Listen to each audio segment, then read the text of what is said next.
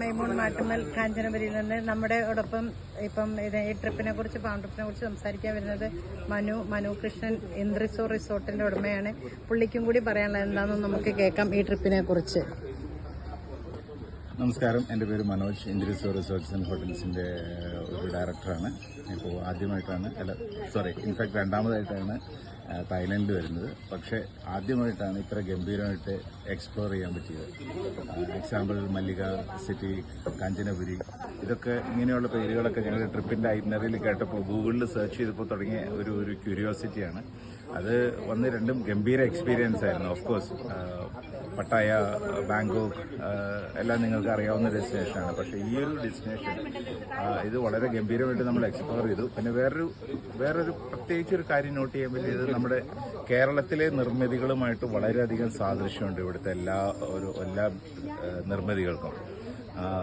Interior ചെയ്തേക്കണം, റൂമിന്റെ interior, മരത്തിന്റെ ഇന്റീരിയർ, ഇതെല്ലാം നല്ല ഭംഗിയായിട്ട് ചെയ്തിട്ടുണ്ട്. അതാണ് ഏറ്റവും ഹൈലൈറ്റ് ആയിട്ട് തോന്നിയത്. തീർച്ചയായിട്ടും 100%. അതുപോലെ റൂമിന്റെ ഇന്റീരിയർ എടുത്തു പറയേണ്ട ഒന്നാണ്. നമ്മൾ കേരളത്തിലോ അല്ലെങ്കിൽ ഇന്ത്യയിലോ എവിടെ പോകുമ്പോഴും ഒരു കബേർഡ് എക്സാമ്പിൾ, അത് അത്രത്തോളം നമ്മളത് പൈസ ചെലവാക്കിയിട്ടാണ് ഉണ്ടാക്കുന്നത്. അതിന്റെ 4 എക്സ്പെൻസിൽ വളരെ ബ്യൂട്ടിഫുൾ ആയിട്ട് ഓപ്പൺ ആയിട്ടാണ് ഇവിടെ ഉണ്ടാക്കിയത്. അപ്പൊ ഇതൊക്കെ വളരെയധികം ഇൻഫ്ലുവൻസ് ചെയ്യാവുന്ന ഒരുപാട് കാര്യങ്ങളുണ്ട്. ഈ തായ്ലാന്റ് എന്ന് പറയുമ്പോൾ പട്ടായ നല്ലൊരു കൺസെപ്റ്റ് തന്നെ മാറല്ലേ? തീർച്ചയായിട്ടും. കാരണം ഇങ്ങനെ ഒരു സ്ഥലം എക്സ്പ്ലോർ ചെയ്യുന്ന ആദ്യമായിട്ടാണ്. ഞങ്ങൾ ഇന്നലെ വില്ലേജ് ലൈഫ് എക്സ്പ്ലോർ ചെയ്തു. ബുദ്ധ സന്യാസികളുടെ കുറെ സ്ഥലങ്ങളിൽ പോയി അവരുടെ ജീവിതശൈലി, ഒരു ട്രൈബൽ വില്ലേജിനെ ഒരു ഗവൺമെന്റ് എങ്ങനെയാണ് സപ്പോർട്ട് ചെയ്യുന്നതെന്ന് കണ്ടു.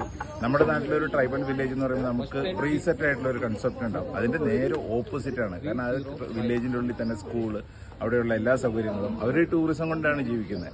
ആ വില്ലേജ് തന്നെ ഈ ടൂറിസം സ്പോൺസർ ചെയ്ത പോലെയാണ് എനിക്ക് തോന്നിയിട്ടുള്ളത്. അത്ര ഗംഭീരമായിട്ടാണ് അവരുടെ ലൈഫ് സ്റ്റൈലും അവർക്കുള്ള അടിസ്ഥാന സൗകര്യങ്ങളും ഒരു ഗവൺമെന്റ് കൊടുത്തിരിക്കുന്നത്. തീർച്ചയായിട്ടും ഒരുപാട് പഠിക്കാനുണ്ട്. കേരള ടൂറിസവും തായ്ലൻഡ് ടൂറിസത്തിന് ഒരുപാട് കണ്ട് പഠിക്കണം എന്ന് തന്നെയാണ് എന്റെ അഭിപ്രായം. കാരണം അത്രത്തോളം ഇൻഫ്ലുവൻസ് ചെയ്യാനുണ്ട് ഇതിൽ. Thank you so much mister Manu.